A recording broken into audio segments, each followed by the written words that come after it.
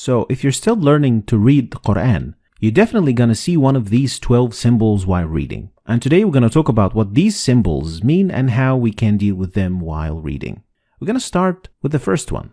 And it's a symbol that looks like meme.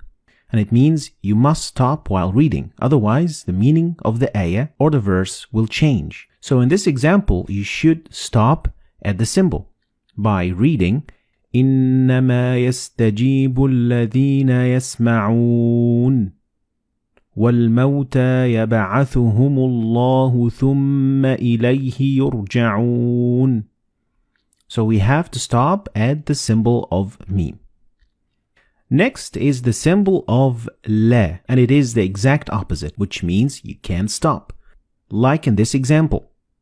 ما أنفقوا منا ولا أذى لهم أجرهم عند ربهم. So you can't stop here, and especially you can't start reading from after the sign.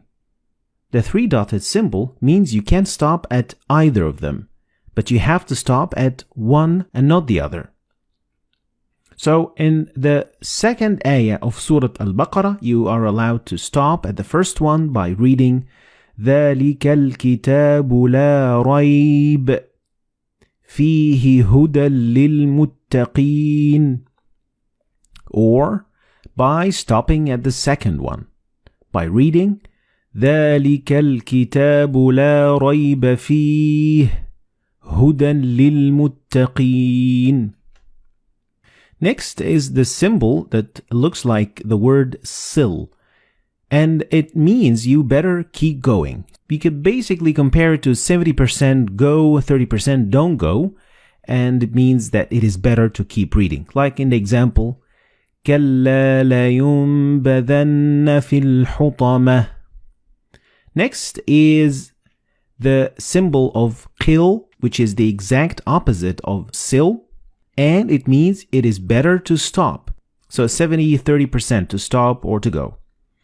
Like the example, وَأَيَّدْنَاهُ بِرُوحِ الْقُدُسِ أَفَكُلَّمَا جَاءَكُمْ رَسُولٌ. So it is better to stop at the sign. Next is the sign of Jim, and Jim gives you 50-50 percentage of going on stopping. They are equally the same. Like in the example, فَسَبِّحْ بِحَمْدِ رَبِّكَ وَاسْتَغْفِرْهِ إِنَّهُ كَانَ تَوَّابًا. Or you could just keep reading and it would be equally good. فَسَبِّحْ بِحَمْدِ رَبِّكَ وَاسْتَغْفِرْهُ إِنَّهُ كَانَ تَوَّابًا. Now let's talk about the other 6 symbols. And the first one is a symbol that means sujud or prostration. And in total there are 15 of this sign.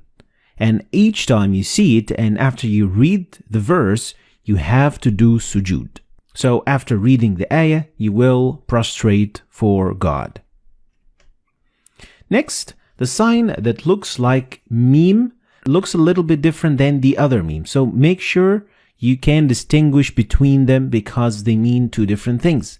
And this meme appears in the middle of the word. So the noon and ba, when they follow one another in the same word, you don't pronounce noon or ba, but you pronounce meme.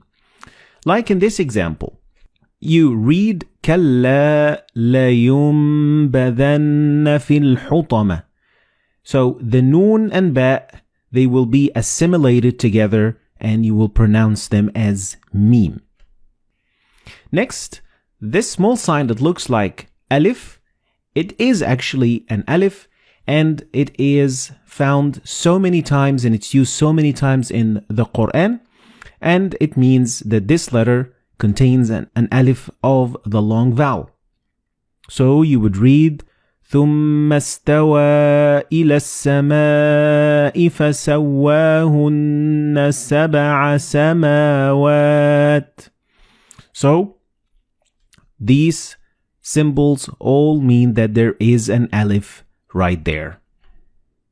Next, the small sin means a small or a very little pause. doesn't mean that you're going to have to stop and take a breath. No, it means that you're going to stop very momentarily for like half a second and then continue reading. And this example shows what I'm talking about, and you should read it like that. كلا بل ران على قلوبهم ما كانوا يكسبون.